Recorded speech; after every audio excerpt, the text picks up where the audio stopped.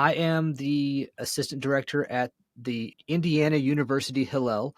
That is a job that Lance had previously before he went into realty full time, and that's how we met. I took over for him, and we had talked a couple of times during that transition process. He and his father did some kitchen reno work with a backsplash and countertop at our old house. And as we started looking for a new one, he was our first call for a realtor. He was like, well, we already know a guy in Bloomington, so let's do this.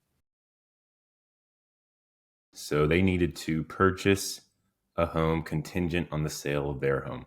And I think one of the benefits for Eric and his family was that they were looking to move within the Bloomington market. So they were already pretty familiar with Bloomington and the neighborhoods that they were interested in pursuing. But it did add some elements that we had to be aware of as we put offers on homes. I remember one that, oh, it was south of town, south of Tap Road. We put an offer in, and it needed a lot of work, but it wasn't anything that we couldn't do. But the trim had been chewed up by dogs and things like that. The price was right. We put the offer in, and it went through, and they accepted it. And it was right next to some friends of ours, and they were all excited. Oh my gosh, we're going to be neighbors. This is great.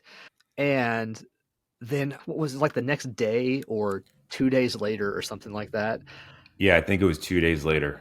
Yeah. Then they called and said, oh, we got another offer that we want to take 24 hours to remove your contingency, or we're going to go with this one instead. And it's like, we were so close. The names were on the dotted line, but that ended up being a blessing in disguise because that house did need a lot of work. It was kind of an emotional roller coaster, right? Because you put the offer on that house and you get accepted and you're already starting to plan. I remember Cheryl was already starting to plan what the rooms were going to look like, taking measurements, and then bam, actually no.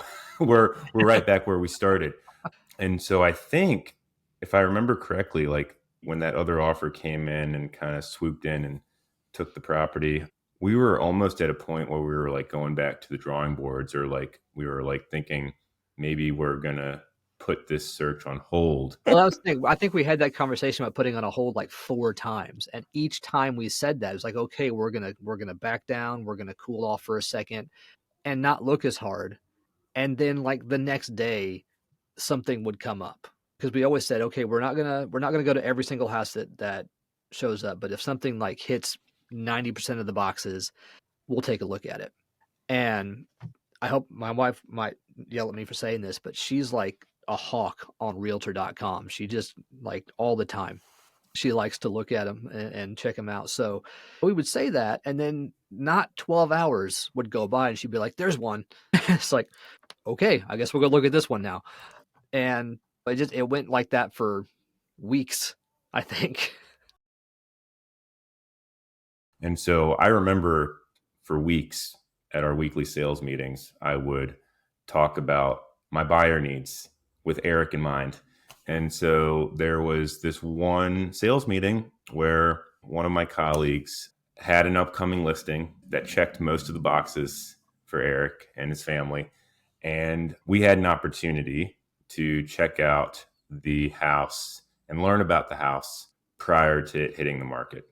And so that was kind of a game changer because I had a relationship with the listing agent. We were able to kind of learn about the house prior to hitting the market, which bought us time, right?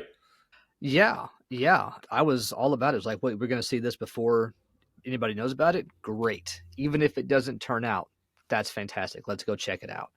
And it ended up being the house that we wanted, that we ended up buying. It makes all the difference in the world. I mean, people can watch HGTV and they can think they know what they're talking about, but it's not true. I mean, there's so many things that have to fall into place when you get the offer signed. Let's not even talk about finding the right house and having those connections. But more important than that, having a realtor that you trust to have your best interests at heart and to go and look for things that are worth looking at, is not just going to throw every house on the market at you, is 100% the entire battle when it comes to looking for a home, especially in a market like Bloomington. I think trusting the process and being committed to the process. It's experiencing defeat numerous times. The client's going to feel heartache, and I may feel heartache as well, but my job is to be the one who really stays positive, continues to provide opportunities, and kind of get them to the finish line.